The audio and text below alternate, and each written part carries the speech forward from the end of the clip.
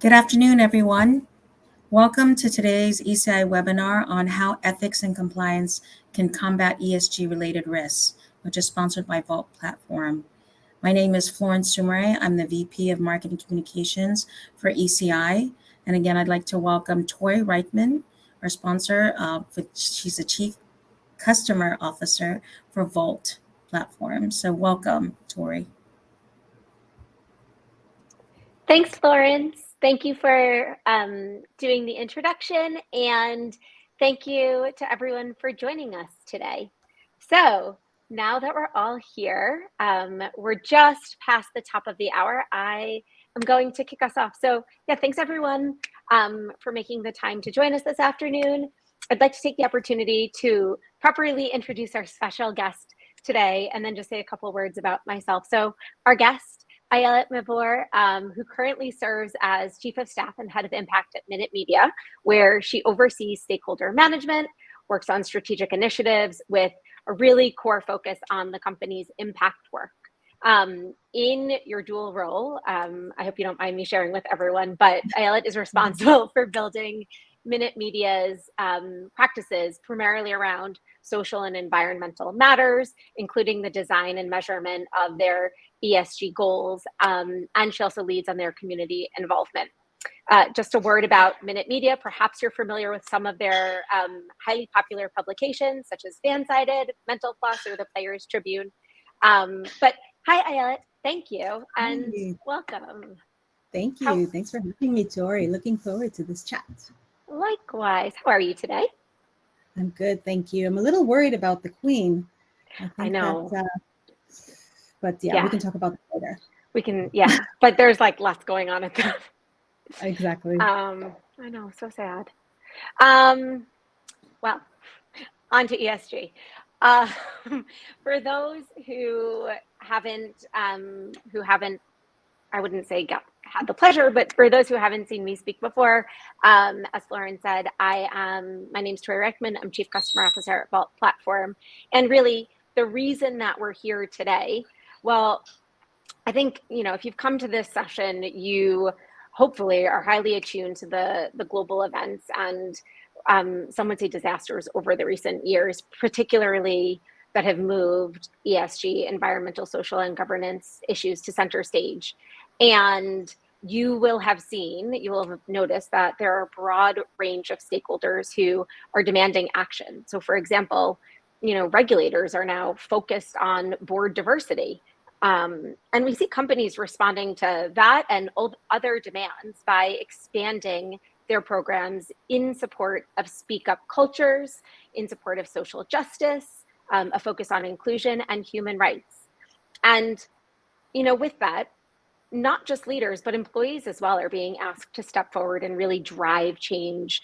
And businesses are being challenged to truly make a difference with their ESG programs. And so we know that this isn't easy. And the reason that we wanted to have this dialogue today is to share some experiences, hopefully provide some insights and practical steps for things that, Ayalet has seen in her experience, what she's learned from her peers, and hopefully some tactical tips and tricks that you guys can take back to your businesses. So the two main things that we'll discuss today are the importance of ESG metrics as you grow your ethics and compliance program, and specifically how you can help protect your business from risk. And we'll talk through some of those high costs that are associated with ESG violations, talk about some that have been in the headlines most recently, and really how you can get your whole organization onto the same page when it comes to these activities that are surfacing. Yeah, anything else you want to add that we're going to chat through before we kick off? I think I just say, and also kind of to level the playing field, that ESG is a new field. I mean, many people in this space are nascent. So just to make everyone comfortable towards this discussion, any question is fair enough. Many of us are still discovering the nits and the bolts as we go along. So yeah, let's not shy from talking about the basics. I think that's a great point. And so, on that, I'm going to kick off. What what do we mean? What does it mean to Mhm. you? What does it mean to your business when we talk about ESG? And, diving more deeply, why is this so essential for a business to be successful? Why are we talking about it now? Okay, so yeah, so let's just to kind of, as I said, level it out. So first of all, ESG, what does that mean? It's a nice acronym that maybe some of you have heard, maybe some haven't. This is so ESG is a new area of expertise, which is not that new because it's been set within CSR teams, HR teams, compliance teams, obviously in the past. And what we mean by ESG is, so it's the E, the S, and the G. So E stands for the environmental effect that companies have on the world.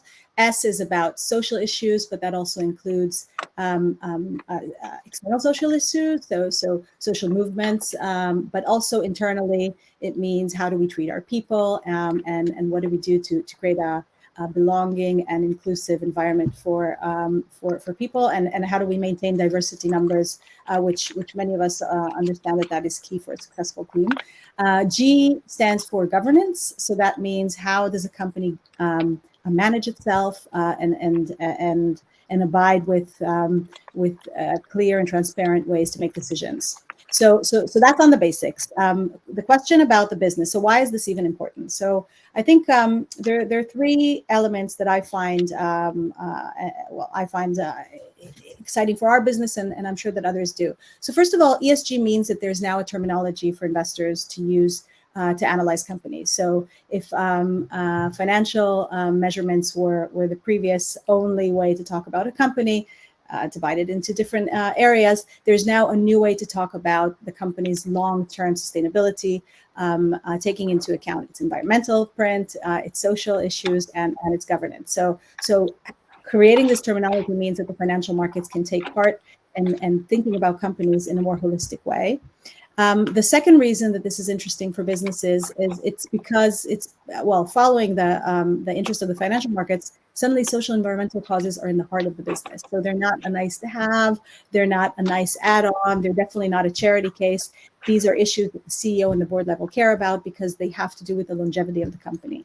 And I think that the third reason is what we call, so this is about the fact that businesses have moved from what we call shareholder management to stakeholder management, because what ESG allows, and I know that we'll be talking about this a lot, and you mentioned this in your opening, what ESG discussions allow and impact more broadly is to take into account multiple stakeholders. So it's not just the client or the investor that we care about because we care about revenue and funding. We also care about vendors, supply chain, future candidates, advertisers in our case, that's a big one for our business. So managing all the different shareholders has become a more holistic way to run a business. And to do that, thinking about ESG terms is very helpful. I'm just taking some notes. And if anyone saw me looking around, it's because I couldn't find my pen, but I found it.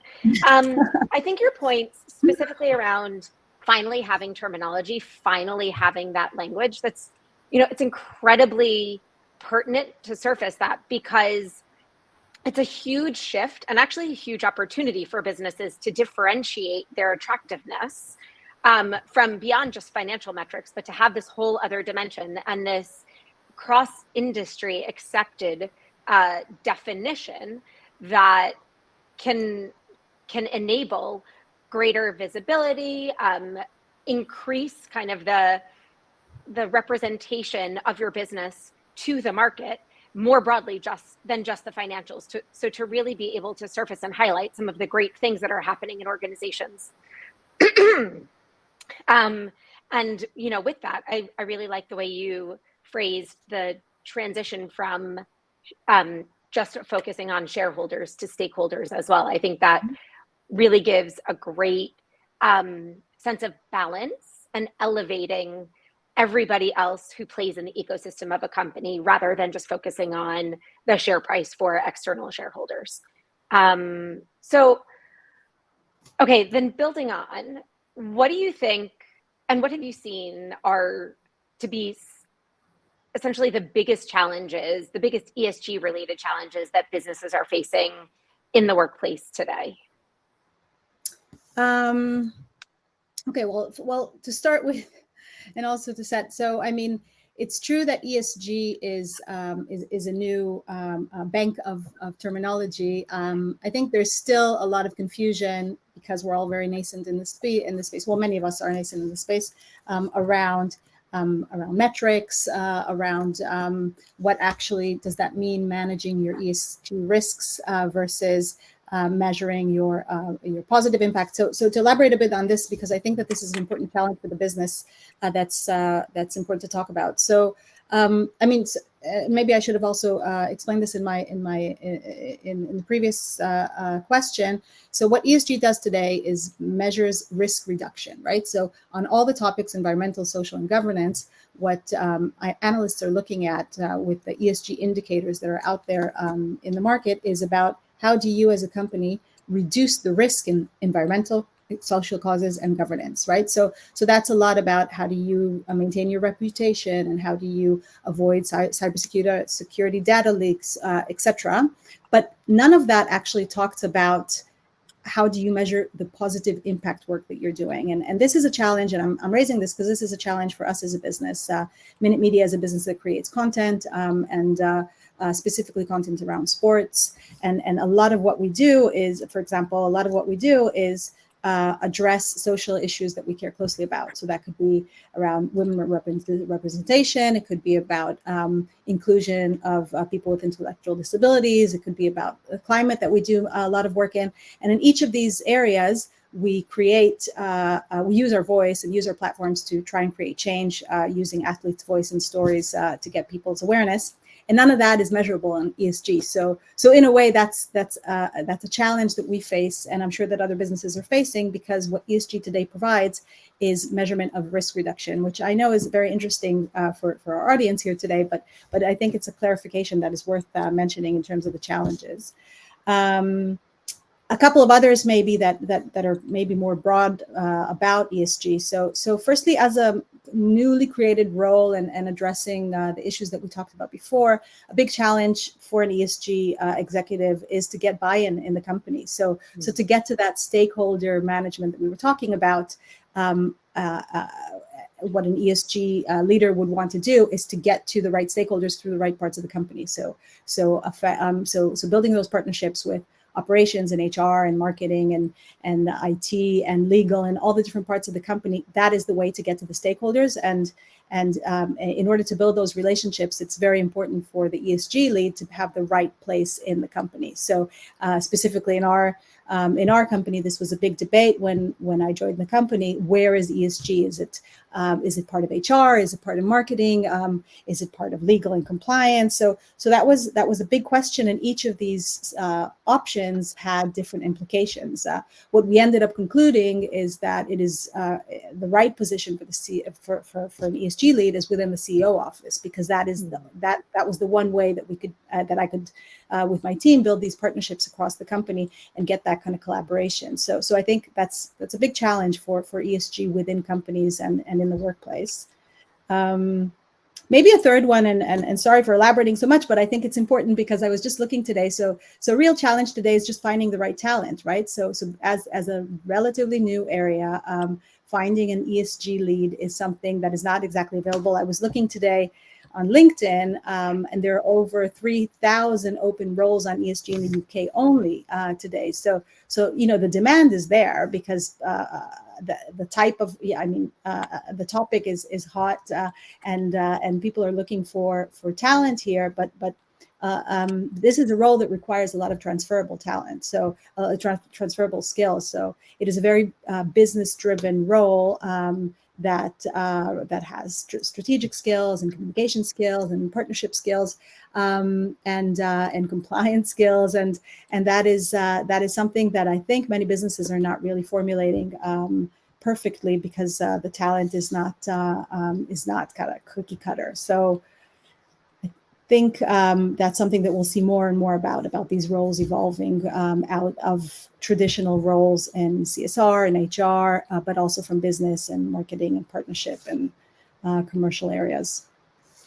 I think that's fascinating, the three challenges that you surfaced, and I think in the coming piece of our discussion. We may actually, maybe we use like those 3 dimensions to help facilitate the rest of it, because I think there's a lot more that I'm personally interested in. I think folks might be as well. But okay, so the first thing that you talked about was touching on metrics and reporting and positive impact, as well as risk management and risk reduction. So at a starting point, where do you even begin when it comes to metrics? What have you done since coming into your role? Yeah, so don't get me started. Where do you begin that was a big one. Still figuring it out, but it's been a year now since I joined the company. I mean, it was indeed a challenge, because where do you begin? I mean, when you want to create a reporting structure, you need resources. To get resources, you need management buy-in. For management, to create budgets for these kind of new projects. So I mean, okay, so I guess the best way to start, and that's at least what I try to do, is to create a benchmark. So you start by measuring what you are already doing, and use the platforms that you are already using to share it with management and get that kind of buy-in. I mean, the board level insights that you guys create at Vault are a really good example of metrics that can be included in a report. So maybe there's already things out there that you could use. I mean, maybe you could. Sorry to pass this back to you, but speaking of that solution that you guys prefer, how does that work with ethics and compliance professionals? Like, how could they use that platform? Maybe before I even continue, you can elaborate on that. Well, it's really interesting, because the scope of responsibility for our colleagues in ethics and compliance, it's pretty, some could say it's pretty narrow. I actually think it's pretty wide.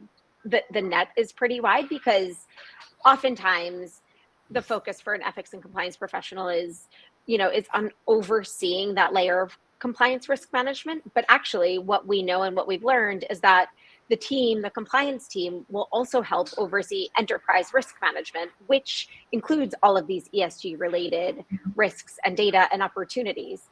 And so even before you start measuring, what you're doing is you're setting the risk appetite and the risk tolerance, particularly around various ethical breaches or regulatory breaches. You're proactively identifying what these risks might be. You need to assess them, and then at a strategic level. And I think this is part of what I understand that you've been doing, is you're putting this plan together, both to surface these risks and ultimately to mitigate them, and to demonstrate progress and then monitor that progress so that you can report it up. And I think that comes back to your positive impact piece. Something that I think we've touched on, and actually I think there's a question in the chat that sort of ties into this, which is, I understand from working with our customers that ethics and compliance professionals are incredibly collaborative nowadays. So you don't work in a silo. And I think it's exactly the same from an ESG perspective. I know a lot of E&C professionals are now responsible for ESG. Sometimes they're sitting as a partner to ESG, but in either case, they're not silos anymore. And so I think one of the questions in the chat was, how do you build this team? Who are your partners? I think you need to have partners from across the business in functions such as internal audit or finance or HR, for facilities from a health and safety perspective. And what you need to do as a starting point is to get your arms around and start to leverage the data that they have. Data from internal audits, operations and HC reviews, et cetera. And what you're really trying to do as a starting point is to aggregate everything. You're trying to include your speak up data, which is what's coming directly from your employees.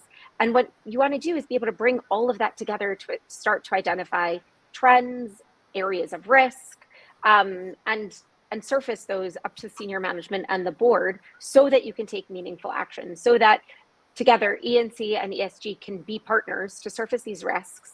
And I think, really the answer to your question is, how do we help companies do it? Well, we help them because with our software, you have a central system of record for all of your data that's coming in from across all of these various topics. And so our integrity intelligence tool gives you access to these real-time aggregated insights that you can either view at a very high level to see trends through the organization, or drill down right into the details so that you can get to those particular hot pockets of what are the issues? Is there a risk of conflict of interest? Is there a risk of money laundering? Or is there a risk of bribery taking place in a particular division, in a particular location, so that you can really target your intervention efforts, your mitigation efforts, exactly where they need to be. So you're spending your resources, very specifically and very wisely. You know what I love about that, Tori, is the empowerment piece, right? I mean, all bits of it. So I mean, obviously, what you were alluding to is the need for these kind of new ESG leads to create those relationships across the business and gather the data. I mean, that doesn't happen without building those relationships. So having a platform that helps you get to all those parts of the company is unbelievable. I mean, otherwise it's just like months of your life having endless conversations and trying to get stuff done. I mean, the other piece of that empowerment is obviously the speak up piece, right? So because if you're only talking to certain points in the company, you'll only get some of the data. But if that can come from the bottom, then that's really, really useful. And our customers are telling us, I mean, people on the call, I imagine you're hearing this in your business as well, but the ability to get this information directly from your employees, because they're on the front lines and they know what's ethical in your organization. They know what's considered a breach of your code of ethics or whatever your code may be called, and being able to establish that trust with them so that they know they can rely on, if they speak up to your business, the business will acknowledge that something's been raised, that a concern has been raised. And actually, when you demonstrate that you've carried a comprehensive investigation, you've been in contact and through dialogue with them, you demonstrate progress towards a resolution, whether they like the resolution or not. You're just constantly reinforcing that trust with employees so that when their colleague comes and says, hey, something's happened and it just doesn't feel right,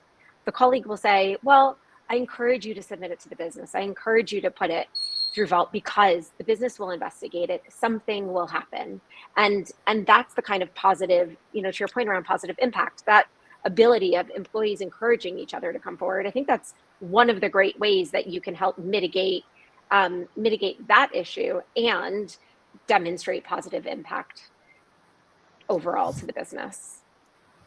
And you want to get employees engaged. So I mean, tackling that kind of the authentic feelings that they're having or experiences they're having more correctly is step one, right? So that's why it's important. So speaking of employees and channeling their engagement, I'll ask a slightly controversial question, but so what are some of the biggest ESG controversies that have been in the headlines in recent years? And then not just let's talk about what we've seen in the news, but actually what can companies do to reduce the risk of this happening in their organization? So, I mean, well, first of all, I mean, I'm not controversies, we all love them because they're interesting stories, but I think we need to be careful and maybe we'll get into a few examples, but I must say, I mean, everybody's talking about greenwashing, right? So companies talking, but not doing. And when it comes to ESG, which is an essential good doing, there'll always be the critics that say, you're not really doing anything good, or you're reporting on things that aren't sincere, or it's just a marketing tactic, or I mean, yes, there are brands that we need to keep questioning and finger pointing that just simply slap a green color on their labels without abiding with changes to their environmental impact. But I just want to point out that we're also seeing a counter effect. The companies aren't talking about what they're doing because of the fear of being called upon, right? So I mean, it's ESG is a new space, very similar to innovation. I worked in innovation in the last 10 years, and what we saw is that companies that dared were the ones that went ahead. I mean, I'm a big believer in try and fail again. So I'm just trying to say it's okay to be vulnerable, not to get everything right. And most companies are getting a million things wrong, but companies should still be proud of trying, right? Because it's a role model to encourage others as well. But having said that, disclaimer, I mean, just a few controversies, which I'm sure are interesting, especially to maybe this audience. I mean, okay, there's the Facebook stories, which I'm sure that many know. Cambridge Analytica scandal, for example, in 2019 was a huge one, and I think it's a good example of one that could have been avoided, because what Facebook did was that it ended up breaching data protection laws by failing to keep users' personal information secure. So Cambridge Analytica, which is a service provider for Facebook, they had access to 90 million people without their consent. And this was a big deal because cybersecurity could have been top indicator on ESG criteria for Facebook, and they didn't abide to that, and consequently they were kicked out of the S&P 500 Sustainability Index. So that was a very big deal, and it was a huge hit to their share price. I mean, Facebook has tons of stories. The January 6 riots in Washington, D.C., you know, there was a lot of finger pointing on Facebook on its approach to hate speech and teenage mental health and polarizing. So that all escalated around the January 6 riots in D.C. And to this day, Facebook or Meta are rated very low on ESG scores. So low on ESG scores means that there's a very high risk of ESG risk mitigation that the financial markets are saying that they're not addressing. So those are criteria that in a compliance mindset, you know, those are boxes that you need to look at in order to manage your reputation and consequently avoid harm to your share. I mean, there are more stories, but some of them are kind of more catchy than others. Yeah. BP, for example, British Petroleum have notoriously changed their name. So BP now stands for Beyond Petroleum, not British Petroleum. But, you know, environmental groups called them on it immediately, and they lodged a complaint against BP that name is misleading for the public because the advertise causes clients to understand that BP's low carbon energy products are their main business, where actually over 90% of their annual spend was on oil and gas. So these are the kind of things that companies need to be very careful with, and could be avoidable if somebody's looking at these things, right? So that's kind of compliance mindset for ESG could be very useful there. So I think that's really interesting, particularly because these events that have put aforementioned companies into the limelight, the activities that were going on in the business didn't happen, most likely, I wasn't part of any of them, but most likely didn't happen in a, back room with one or two individuals, right? It was the way the business was operating that has been deemed to be outside of what current ESG regulation and guidance is looking for companies to be. And it brings up some really interesting stats that I'll share with the audience in case you guys don't know. But for those who've been watching the SEC and are familiar with the SEC's recent focus on whistleblowers, so just this summer, the SEC surpassed $1.3 billion in payouts directly to whistleblowers. And actually, even as recently as last month, there was a payout to a whistleblower of $13 million for, and this is a quote from the press release, for identifying key witnesses and providing critical information. So an individual employee received a substantial reward from the SEC for identifying key witnesses, so folks in the business who understood, who saw, who knew something that was going against what the business was supposed to be doing, and sharing that information to the SEC. And this information aided in the investigation.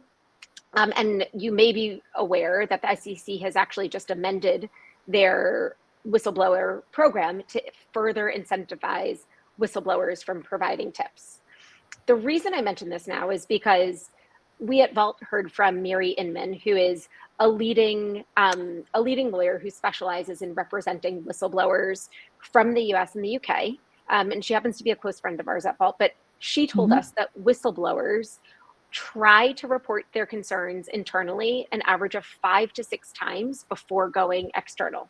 So these cases, this $1.3 billion in payouts to whistleblowers over the past few years that the SEC has made, those individuals have tried speaking up to their company, and the whistleblowers were dissatisfied or unsatisfied with the reaction taken from the company, and so sought alternative mechanisms to be able to share these concerns. The reason this is so relevant, especially to people who are responsible to mitigate ESG violations, is because you now have this competing pressure of stronger incentives coming directly from the SEC and other regulatory bodies in the UK and in Europe to get whistleblowers to go external. And so I think the question is, and I think, we probably talked about this before, but I may just take a couple of minutes and go a little bit deeper. But I think really the question is, so what can you do as an ethics and compliance professional, as someone who has responsibility for ESG? What can you do to reduce the risk of your people going external rather than coming to you in the business? And I think there are probably 5 key steps that you can take. So the first is record and track what's happening. So you absolutely want to have controls in place that can help you first establish and then measure your performance. And this is taking the engagement survey and going beyond that. So we know engagement surveys are surfacing hugely valuable information, but actually the world's most ethical organizations now are providing a real platform to track ESG reporting. For example, the old version of, or the old excuse of, I sent an email, I told my manager, those kinds of statements from employees themselves, they go down a rabbit hole and the business is able to overlook them. And this is where huge risk comes in, because the business is able to say, I never received that. I didn't get that email. Nobody told me. And so what you really need is access to information directly from employees that is incontrovertible. The second step is to get data in real time. And so if you're only taking in information from your business a few times a year, perhaps through a quarterly survey or random touch points, you're not getting the information that you need.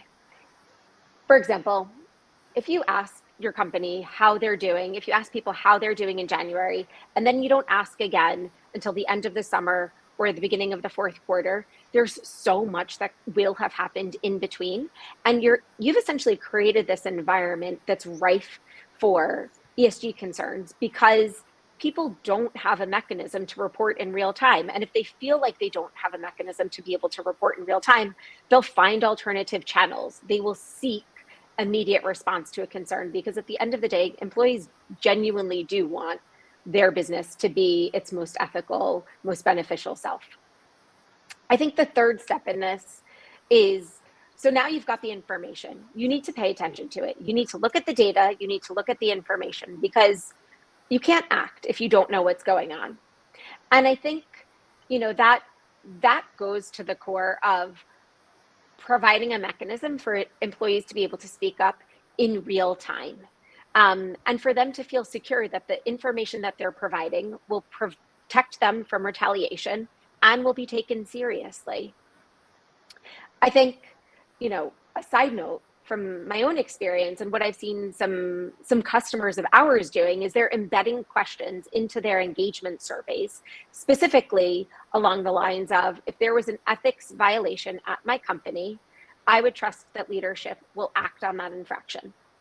And by including statements such as these, you're giving your employees the ability to actually tell you how they think you're performing and what your trust gap might be, depending on the outcome and what you're getting from them.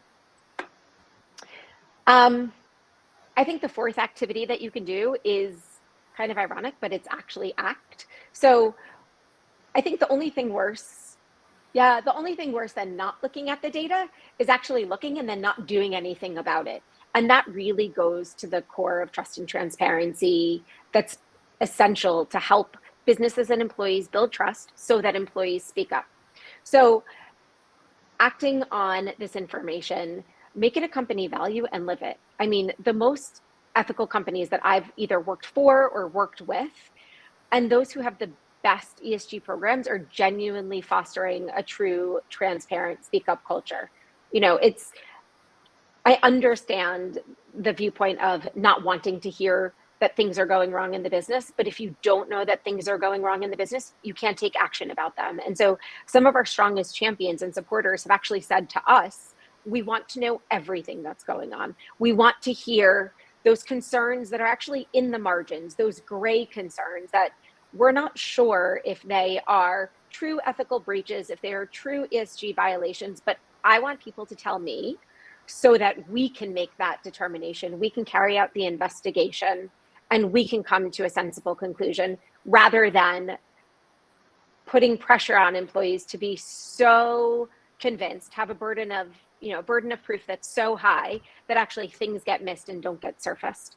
And then I think the last thing I'll say on this, and then I'll pause and give you an opportunity to comment is, and hope this goes without saying, but it's communicate with your internal teams. Make sure, everything from internal audit to internal communications and legal and compliance and public and government relations and people and everyone that touches on a dimension of the ESG strategy, make them aware of the company-wide initiatives, ensure that they are pushing forward and encouraging people to speak up about violations that they're seeing within their teams, and provide them with access to this real-time data so that they can see how their own pieces of the businesses are doing along these dimensions.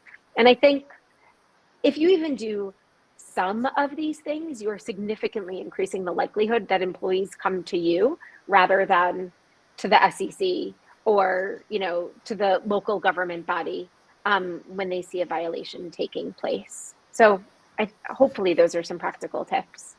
No, they're not only practical, they're also, like, as you were speaking, I'm chief of staff for the company too. So like my feelings when you were going through those steps were like, I want to know, I don't want to know, I want to know. And I am an ESG lead for the company, right? So, I mean, there's something there. And as you were speaking, I was feeling that at the end of the day, knowing is controlling, and not to say it's also just the proper way to go, especially if things happen in the company and there are risks that are violated that end up going externally. You want to be in a position where you can say, I did something about it. So I mean, in our company, trust and transparency is kind of core value. But at the end of the day, if you don't create those tools for employees to speak up, then how worth is it at the end of the day? So yeah, I really appreciate how you broke that down into step by step and how useful that is for a company. Thank you. I'm conscious of time, and I want to make sure we save a few minutes because we have had some great audience questions come in. So I may just ask you one question forward looking, and then we'll take a break and feed in some of those great questions. So please keep them coming. So from where you sit, what if any changes do you think we're likely to see from regulators and investors in the ESG space? Well, it's an interesting time to ask, and this is one that I'm debating about a lot these days. So, I mean, this last summer, the U.S. Senate has taken an incredible stand. They passed a climate bill worth 370 billion, or in that figure, of tax credits. This was a really big move because environment in Europe, environmental and climate carbon cost is something that's been spoken of. We're in London, Tori, so you must see that all around from companies. But in the US, it hasn't been spoken as much, and this move from government is a first of its kind, and it's thought to be a signpost for other countries to follow. So what all this means is that I think that we'll be seeing a lot more work on the E rather than the S and the G. That'll become more prominent, and it will likely gain more interest from regulators and investors. And that applies for companies that don't seem to think that they have environmental footprint. I mean, everybody does. So I think that that is worth being educated on, and anyone that's interested in going into the space of ESG. E is becoming more and more interesting. It doesn't mean that the S and G aren't important. Actually, as you said, whistleblowing is more important than ever, both from the regulator point of view, but then also according to trends of trust and accountability. And I think recent years generally have shown us a rise in trends on social and people's topics. So purpose-driven employment, the Great Resignation that many are talking about. These are all trends that and the companies have been thinking very closely about how they manage their human capital. But I think the E is becoming more and more prominent. You must be seeing changes in regulators' approach on employee satisfaction in the context of ESG. Yeah, I mean, massive change. So change, evolution, enhancement, call it what you want. But I think we've seen the SEC enhance their incentives for whistleblowers Exactly. just the last couple of weeks. I think we've seen several other US-based regulators with existing anti-retaliation provisions such as Sarbanes-Oxley, the Dodd-Frank Act, the False Claims Act, National Defense Authorization Act, just to name a few. So that's in the US. I think for those who have dimensions of your business, or if you're headquartered in Europe, you'll be familiar with the EU whistleblowing directive, which just came into force at the end of last year, but has been talked about for the past couple of years, and whose implementation is ongoing over this next kind of year or two. And actually, really interestingly, what we're seeing off the back of the EU whistleblowing directive, which is EU-wide, we're seeing countries, for example, in the Nordics and Germany, et cetera, who are taking the regulation even further with implementing stronger penalties for companies who are in violation of ESG-related topics. So I'm not an expert on regulation. I would encourage you for your business to, to seek your own appropriate external counsel and advice. But for those who are interested, we recently held a webinar on this topic with our partners at Paul Hastings law firm. So I'd encourage you, as a quick first measure, have a look at that, because we went into great detail around the change in regulatory landscape. And so hopefully there's some interesting information in there for you folks. I think someone from my team might actually pop the link to that on-demand session into the chat, or it'll be accessible afterwards. But yeah, I think there has been a lot of change. Like you said, there's discussion about a lot more change. And I think your point around the US just introducing a huge focus on the E, if it's anything like what we experienced in Europe, start with the E, and now we're moving into the S and the G. And so I'm not an expert on, I'm not a legal expert, but I would anticipate that we'll start to see those changes coming in as well, based on, signals that we're seeing. Yeah, for sure. I mean, the regulator in the EU today requires ESG reporting from every traded company that is likely to follow in the US. So this is a real compliance issue, right? So it's not a nice to have. It's legitimate. Mm-hmm. Mm-hmm. Wow. Okay. Deep, intense discussion. We are going to, so like I said, conscious of time, I think we've got we'll try and spend 10 minutes or so answering some of these fantastic questions. So I may just read them out loud, and if we think we've covered them, we'll move on to another question. But the first question that we had was, for companies starting out or who are in the early stages of committing to ESG goals, who do we think should be part of the team, and any thoughts on best practices or gaining buy-in? So I think you talked a little bit about it, but I don't know if you want to add anything more from your recent experience.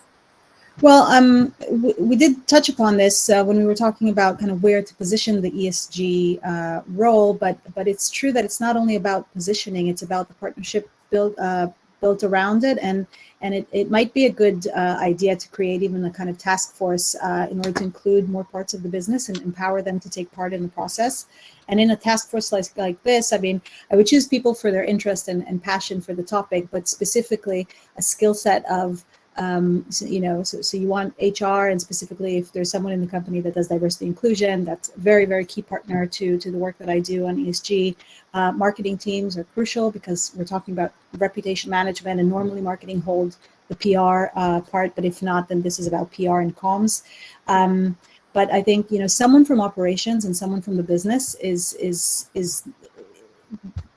I'm not trying, this is not by order of importance. This is about to say that, if ESG decisions and impact decisions are not closely related to the business, they will always remain nice to have. So finding the business incentive on creating projects or mitigating risk is crucial, because that's the only way to sustain these kind of activities. So in that task force, I would make sure that I have representatives of these different parts of the business.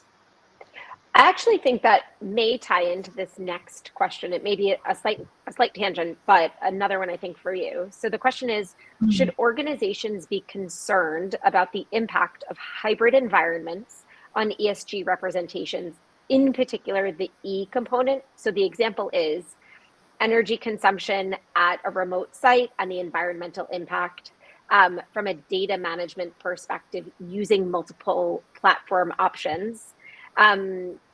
So how maybe not should they be concerned, but how should organizations kind of take all of these dimensions in complex working environments, and how do you kind of weave through? I apologize to the person who surfaced the question if I'm totally jumbling it, but this is what I think it is. But how do you weave through all of these competing dimensions into something that makes sense for your business? Yeah, I mean, when you start to measure environmental or carbon cost of your business, then you very quickly spiral, because as whoever asked the question clearly identified, this goes beyond the lights in the office as it used to be, right? Because people are scattered. In our business, part of the cost of our business, the environmental cost of our business, goes also beyond using the electronics that we use. We sell advertising, so the cost of putting ads on our websites is something that we need to take into account, especially, and that's an especially tricky question, because that also is what brings us revenue. So there's a kind of double-sorted question there. Do we want to measure these things as a business? And that's where we need to ask ourselves really important questions on environment. So no simple answer. You cannot probably create a very easy, simple Excel sheet that has all the touch points, but you need to start somewhere. And remember that all these measurements will probably become even more complex in year 2, but starting to measure is important. There's plenty agencies out there that help do this. So for those that it sounds like a bit of Chinese there on what are these measurements even mean. When you talk about milliliters and tons of carbon, it starts to get confusing, but there are plenty of agencies there that can help you with that, and that's a resource that is probably worth spending, at least for creating your first year's measurement. I think that's a great point. It may even tie into this next question, which is, do you think there are specific advantages to compliance and ethics taking the lead on ESG initiatives and reporting versus other groups within a business? So for example, the example included investor relations, the public policy team, et cetera. So actually, I'm super curious. I mean, I would love to have that support on my team. We don't have a compliance team per se. We have a very, very active legal team, which are great partners for me. But I think that skill set of compliance and ethics officers is something that I am missing on my team. So I think that dedication to measurement and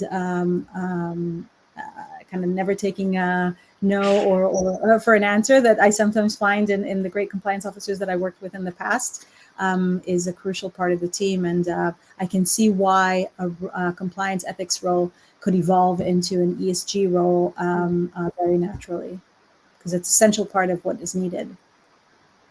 Yeah, and actually one of the things in one of our other private conversations that this whole audience, hasn't been privy to, but actually one of the conversations we went deep on was you talked about talent, and you talked about, the huge gap between the number of vacancies in ESG versus the talent that's available. And we talked about the role of the compliance officer, the role of the compliance manager, and how there's so many of those transferable skills into what's necessary for a modern day and forward-looking ESG for role. Sure.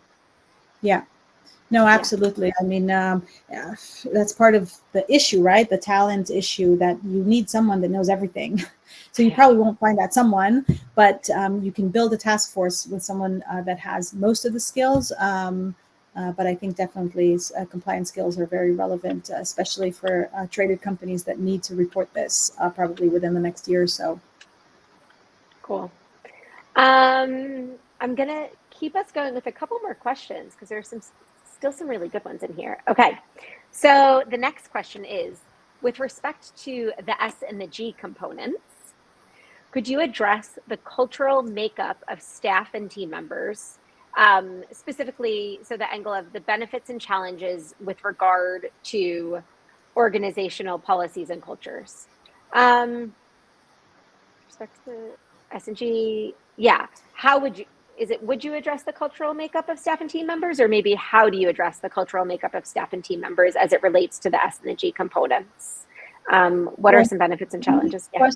Well, maybe the question here is, very practically, does D&I data have to do with ESG? And the answer is absolutely.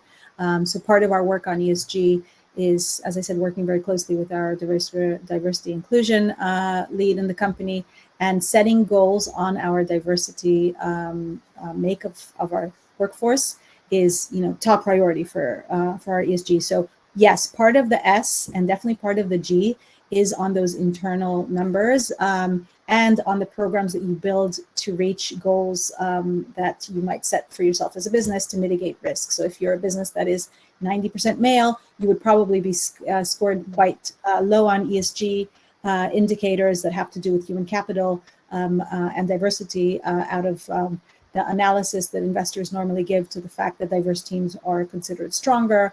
So those are the type of things that are maybe easier to measure for that matter, because they're not as intangible. This is about numbers of people and teams. The harder part is to build programs that change that, because just wanting to change that is a good first start, but there's a lot of work to be done to change numbers around diversity and inclusion. So I think that might have been an answer to that question.